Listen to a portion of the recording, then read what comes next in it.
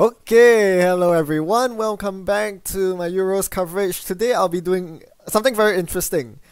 I will be having a head-to-head with two of the more interesting decks I found from the Euros tournament. I'll be introducing to you these decks one by one, and then we'll see them both in action. The first is the deck that came in 24th place overall in the tournament, missing the cut by one game win. So very unfortunate. This is Alex's deck that it seems very innocuous at first. Out of the ETF ID, most people initially presume it to be some sort of acid spam deck because Moon ETF was pretty prevalent. But once the black level clearances started hitting the table, that's when you know that you're in trouble.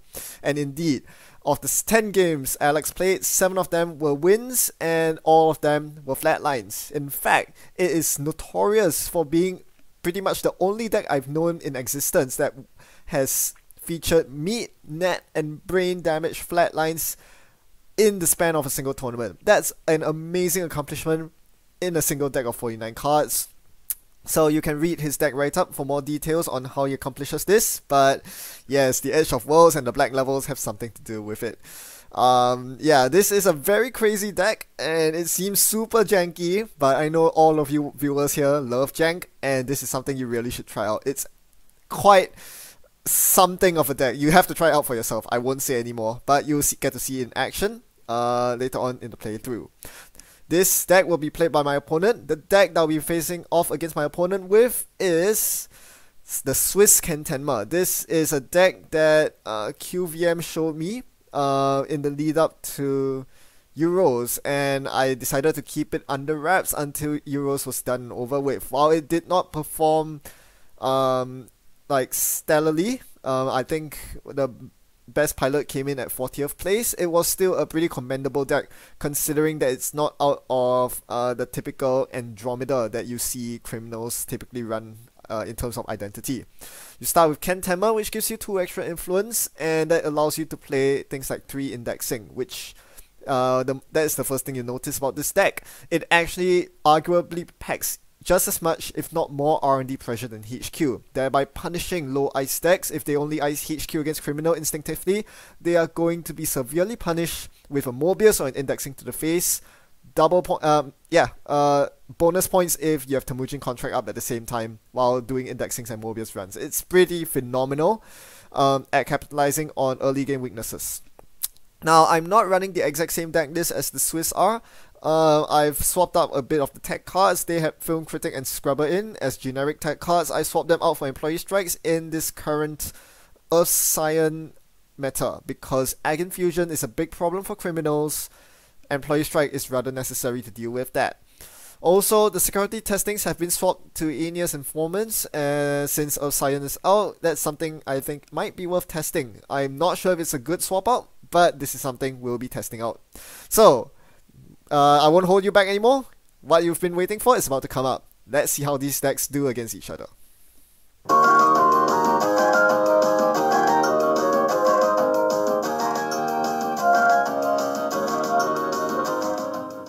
Okay, here we go. Ken versus HB. I keep my opening hand because there's Temujin in it. Without the luxury of 9 cards, you kind of have to settle for any hand with good economy when you see it, and this one does have it. A single Temujin is enough to power you through the early game. It also has Aaron Marone, a nice bonus should my opponent choose to try to rush out agendas early, or if I get a few snipes here and there in the early game. So that's quite important because this deck is actually very poor on card draw. The thing with Kentenma is that unlike Andromeda, where you usually run Career Fair and Earthrise Hotel, you don't really have that option in Kentenma. Career Fair and Hotel are a lot worse in Kentenma when you don't start with that many cards in your opening hand.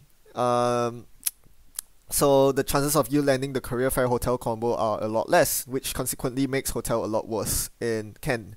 So as a result, this deck actually clicks for cards a lot and typically doesn't draw through the most of the deck, unlike say an Andromeda might. This deck will instead draw maybe half the deck, try to find all the breakers, and then wing it from there, using the power of Kentenma money and run base economy to fuel them to the finish line. So make it my first priority to get Mongoose out so that I don't have to worry about nasty sentries like Architect. Even though this deck's not running Architect, you can't be sure. Against ETF, it's always prudent to defend against Architect with Mongoose. And then I go for my Archives Temujin run, only to hit a Fairchild 3, which I click through. So now I know that once I get my decoder out, I'm good to go. The paperclip's in the bin, and if I get a decoder to go with my Mongoose, I can break all ice. That would be where I want to be. Next thing I do is to snoop around HQ. Seeing that there's an upgrade there, it would be nice to contest it. I click through the Fairchild that my opponent shows me and make them very poor. They're now down to 0 credits. This would be a great time to trash Adonis that's in the remote, ticking down. That was one of the goals I had with running HQ, except that I don't have any clicks to do so remaining. Now I hit a black level clearance at the base of HQ. Usually it's a Crisium Grid that you clear, but black level is pretty tricky. I can either jack out, which trashes the black level clearance, but prevents me from accessing, and gives my opponent cards and credits. I don't want to do that, so I continued into the server paying the iron price of 1 brain damage. Trashing the black level, scoring a Vitruvius, which is pretty huge. This still gives me 2 Aaron counters, so an account siphon right now would be pretty swell. My opponent's on 4 credits. They have no unrest eyes on HQ, so they can't duck the siphon. This will give me an inroads to getting lots of money that I so badly need. Unfortunately, as you can see, no siphon in my hand, so that'll have to wait for another day. It's very tempting to run the remote right now to kill the Adonis, but this will leave both of us poor, and that's probably really bad for me, considering my opponent's on Friends in High Places, which can easily recur the Adonis and Breaker Bay. So instead of that, I go for R&D instead, running 3rd click. As expected, my opponent doesn't rest the ice, so I see a Nyx Bronze. Drawing a Dirty Laundry, it's very tempting to toss out the Dirty Laundry right now, because there really isn't much of a better opportunity, but my opponent could easily hose me with an unexpected ice res, so playing the Dirty Laundry here is probably not the safest move. I really want to contest the remote as well. Giving my opponent a lot of money is very bad news for Ken Tenma, who struggles in the mid to late game. Not having very powerful economy, you can really struggle to break ice repeatedly. That's not where you want to be at, and my opponent is showing that right now. With double ice on R&D and HQ, this is going to be a ticking time bomb. If my opponent gets the economy to rest all these ice, I'll be in a lot of trouble. Not being able to contest the first Adonis has given my opponent 12 credits, which is so huge. This is not something that Ken Tenma is very good at contesting, and it is showing this game. My opponent does review the friends, and that recurs black level and Adonis, which gives my opponent even more money for the foreseeable future. This is really bad. However, I do have some money of myself. I have a Gamble, I have a Temujin. The big question is, where do I point the Temujin at? I still don't have my airbag nail, which is my decoder of choice, so things are looking a bit dicey, but I do finally find the Desperado, and the second draw lands me an airbag nail, so at least the draws are paying out. At least I'm not drawing dead cards, so this kind of helps me a bit. From now on, I don't think I need to draw too many cards, but at the same token, if I'm only doing single accesses, I'm not going to win this game. In the meantime, my opponent's showing up the remote. Things are looking very... this game is slipping away from me at a very quick pace. I end up drawing more cards because I need some power cards, that indexing, that legwork that I haven't been drawing. I need those cards to get back in the game to give me the agendas I need to win. In the meantime, my opponent continues installing a bunch, including replacing the Adonis in server 2. This seems like the time to go for it. I do have all my breakers up, but this will break my back should I choose to go for it. I need to land a Temujin before I can consider contesting the remote. Because now Temujin is the backbone of my economy. If I don't get it, I'm done. So I draw. I see a legwork here. Do I go for it this turn? Can I wait? I'm really not sure. I draw another card, I see an Aeneas Informant, I decide to install it and go for the legwork next turn. So Aeneas Informant is kind of okay in this matchup, given that my opponent seems to be running a lot of upgrades and assets. It's not asset spam, but it's spam in a remote, spam trashables in the remote. So this Aeneas Informant could very well pay off throughout the game. So I'm going to drop it here and see how it performs. Meanwhile, my opponent advances a card in the remote. Knowing the deck, it is probably an agenda. Problem is, am I willing to break my back to access it? Not only that, being guarded by 2 black level clearances, I might be able to fetch the agenda, but at what cost? I'll be taking 2 brain damage. That's not palatable at all. So instead, I go for the legwork. My opponent shows the next bronze. which means that I can easily get through this. I'm going to click through the Fairchild 3, can't really afford to break it with Airbag Nail, and I hit another black level. My opponent drew all 3 clearances in very quick succession. The good news is, however, I do access an Edge of World, a Global Food, and a Global Food. And I also get to trash the black level on HQ. This puts me at 6 points. I'm now on match point. The bad news is I had to take 1 brain damage from that HQ legwork, putting me on 2 brain damage. That is kind of annoying. Meanwhile, my opponent scores a beta test, so now we are at 7 errand counters. I can draw basically every other tool I need from the rest of my deck, so this should help me finish out the game. I start drawing to Inside Job as well. This could really help out. The fact that I've scored 6 agendas now makes it very difficult for my opponent to win, because I can easily lock the remote and they can't really deter me. But instead I'm trying to finish out the game here with indexing. Should this indexing hit, I will basically win the game, and I see an itchy, very annoying piece of ice. I don't exactly have enough money to get through it, but doing some quick back of the envelope calculations, with Temujin money and Desperado, I should be able to get through 2 times, and the second time I can just ignore the itchy completely, let it fire, trash all my programs if I'm going to win the game anyway, given that my opponent has no Jackson. So we are going to index here, and what do we see? We see, oh gosh, yeah, I didn't see that one coming. It looks like our win has to be delayed for a while more, giving my opponent some outs to victory. So the indexing whiffed, and now I'm looking at the remote. Is it possible for my opponent to win at this point? For them to win, they have to score through the remote. This deck doesn't really run biotics, and it's a problem for my opponent because the 2 black level clearances in the remote are a lot less threatening now that I am on match point. Because as soon as they advance a card in the remote, I'm just going to go for it. I'm going to take 2 brain damage and I'm going to win the game by stealing the last agenda. My opponent cannot punish me for it. The only way my opponent's going to get any outs is by jamming 3 2s in the remote. I cannot check 3 2s in remotes because of Edge of World. I have to respect Edge of World. I can't believe I'm saying that, but yes, for those of you who are not very familiar with the card pool, Edge of World is an ambush similar to Snare, but it only works when installed in a remote, and when it fires, the corp can pay, I think, 3 credits to do brain damage equal to the number of ice protecting the server. In this case, 3 ice, 3 brain damage, coupled with the brain damage from the 2 black levels, I'm going to lose the game. So there's a lot of problems with running unadvanced remotes. My opponent can easily score a bunch of beta tests and Vitruviuses to close out the game. We can't have that. We need to win the game, hopefully via indexing, and that's what I really wanted to do there, but I failed. Still, there are 2 more indexings in my deck. Hopefully I'll find them sometime, and at worst I'll just keep hammering HQ, which is relatively doable for now. The problem is my Temujin's directed on R&D, so I really want to be running R&D instead of HQ, but getting through that itchy repeatedly is very troublesome.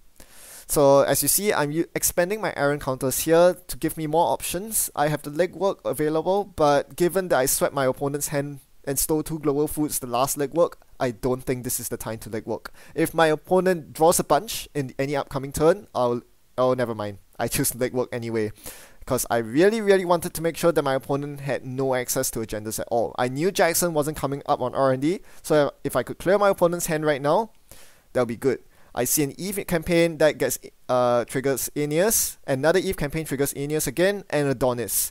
I choose to trash this Adonis because I do not want to give my opponent money, as mentioned earlier. The last thing I want is for my opponent to be rich.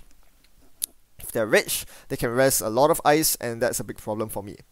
Meanwhile, you see how my opponent's deck works. They are abusing the fact that black level clearance costs 0 to res on Breaker Bay Grid.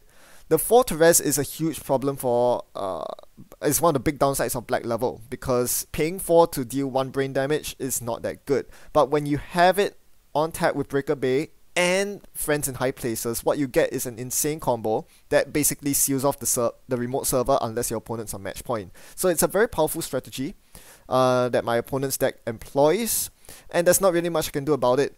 I could try to dismantle the black level server by running it over and over and over again, but I don't have the resources to do that, and even if I do, it only accelerates my opponent's game, because if I choose to jack out instead of taking a brain damage, my opponent gets to draw cards and take money. So I'm going for a dirty laundry on R&D here just to make money. It's not ideal knowing that there's no agenda on top of R&D, but I do need the money. I'm clicking through the Ichi, and unfortunately this means taking the trace. So now I'm on 3 brain damage. I could not find the tempo to do that dirty laundry in that turn and break the last Ichi subroutine. So I had to take the trace, and this means I'm on 3 brain damage. The tag was applied, but I had Aaron counters, so the tag was negated. Meanwhile, my opponent shows up R&D, a very smart thing to do considering that that's my main source of income. Temujin runs on R&D. I draw into a Count Siphon here, and I will go for that next turn. Since my opponent decided to ice out R&D, it seems like diverting my attention to HQ is a pretty logical move. Again, I need to win this very quickly. The more my opponent's EVE campaign takes down, the worse it is for me. My opponent gets an upgrade on R&D. That's the black level that was friendsed. So yeah, this is going to make things really challenging for me. If I want to claim my Temujin money, I need to get past that black level. So annoying. Of course, by leaving HQ undefended, I am able to siphon my opponent right here. So this will give me a good credit swing and allow me to use my final 2 Aaron counters that I've been saving up to draw some cards and clear those tags. John Masnori also draws me a second Aeneas, but that's not very relevant by now. So I'm going to clear those tags with Aaron right now, and hopefully that will give me more options for the upcoming 3 clicks. And it sure does. I draw an indexing and a siphon off the Aaron. This would be a very good turn to close out the game. My opponent has drawn through most, if not all, of the indexing that I played a few turns earlier. This is a good time to launch that indexing, but I need to get past the black level and the ice on R&D. So first, we'll siphon my opponent here, breaking it normally and taking the 2 tags. At this point, I'm floating tags. It doesn't really matter if I'm going to win on this indexing. So by siphoning my opponent here, it makes it very hard for them to rest both the black level on R&D and the ice that's protecting R&D right now, which should give me an easier time to launch this indexing. That's index R&D. Let's see what my opponent does here. Being only on 5 credits, knowing that black level costs 4, my opponent decides to leave enough money remaining to rest the black level on R&D. So I break the ice as per normal. I meet the black level, and at this point, I'm committed. I need to find an agenda on the indexing, and I barely do. Of the 5 cards, exactly 1 beta test that I put on the top of the deck. Can I make a last run on R&D? Yes, I can. Remember, I took 1 brain damage from this indexing run. I was not able to trash the black level because I couldn't access R&D. I needed to not jack out, otherwise the indexing would fail. So this last run will inflict 1 more brain damage before I get to access the winning ABT. I access the winning ABT to win on agenda points, but I'm completely brain fried with 5 brain damage and no cards remaining in hand. This couldn't have ended any closer. I had to use up all 5 lives. I think this playthrough was a very good showcase of the potential from each side. My opponent was threatening an impenetrable remote with flatline potential between black level clearance and edge of world, which you will see he actually jammed the remote. And as for myself, the power of run-based events on HQ and R&D were what sealed me the deal, as I managed to find 4 agendas to win. So as mentioned earlier, the card that really truly shines in my opponent's deck is black level clearance, and my opponent managed to make, or rather Alex managed to make a deck that abused the power of black level. The problem with black level clearance, besides the rest cause, is that it gives the runner options, and when you hand control over to the runner, typically that means it's not that good of a core card. However, in the context of that, the name of the deck is Butcher Shot Ice Cream deck. In the context of the ice cream deck, both options are equally bad and untenable in that sense. If the runner chooses to jack out, then black level clearance basically acts as a one-time Caprice or Marcus Betty on it and the run, which basically forces the runner through the same server multiple times, and this is often not feasible due to how taxing the ice are, especially against criminal, where next ice is pretty powerful, and Fairchild 3 is always a big pain. So yeah, jacking out's not good. Taking brain damage, on the other hand, works. That was the option I went with, but even then, I can only realistically do that so many times. If I did not win on the indexing run, you bet I would have probably lost the game, because then my opponent would have access to many ways which would kill me, and it would be very difficult for me to make further runs on black level protected servers. The thing that really pushes this strategy over the top is Friends in High Places, because it allows you to recur up to 2 black level clearances, each of which due to 1 brain damage. So you can really stack up the brain damage very quickly, even without some sort of damage amplifying source such as defective brain chips. What about the weaknesses of this corp deck? Well, even though you can stack the black levels on the remote as he did with a breaker bay to rest them for free, but that leaves centrals vulnerable. You can only defend it with so many ice, and that's something that I was able to abuse this game. Even though my opponent tried to salvage it by putting black level on HQ and R&D time and again, I still managed to siege through these servers, take a bit of brain damage, but also land my powerful run events that allowed me to convert tempo into my favor. It doesn't help that my opponent lost a lot of tempo raising these central black level clearances because they actually cost real credits to res on centrals. Public service announcement for everyone. Breaker Bay Grid does not work on centrals. If you have a Breaker Bay Grid and an Ash on HQ or R&D, the Ash still costs 2 to res even if the Breaker Bay Grid is resed. This is because the Ash is in the root of R&D and not in the R&D server itself. Therefore, Breaker Bay Grid doesn't apply to Ash. Anyway, the other weakness of this corp deck is that it can be difficult to score agendas before black level is set up, the remote rather, because I don't think it runs Biotic Labor. So agendas tend to clog up in hand, and that was why I was abusing as the runner during the legwork, which fetched 2 global foods. My opponent simply couldn't get rid of them unless they found Jackson Howard, and the legwork was what pushed me to match point, which basically gave me the game at that point. So those high impact central runs really worked in my favor, even though I was basically completely shut off the remote. That black level clearance remote wasn't tempting at all. The centrals made up for it for me.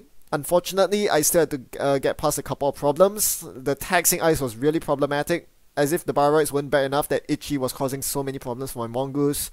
The next ice made things a lot worse because that meant that I couldn't freely let my opponent rest too many ice, otherwise it would compound the strength and taxation values of all the rest of the next ice. Also, I wasn't making as much money as I would love to because my targets for Dirty Laundry and Temujin were very, very restricted. So I only barely managed to win. A lot of times during the game I was down to 1 or even 0 credits, so that was how poor I could get at times, but I still managed to pull through by the slimmest of margins. That was a very exciting game, and I hope you enjoyed the jank. Be sure to check these decks out on Netrunner DB because they have more information on the write-ups, especially the Butcher Shot Ice Cream deck. That is an amazing deck name and had an amazing write-up. In the meantime, thanks for watching as always, and happy net running. Enjoy your ice cream. Goodbye.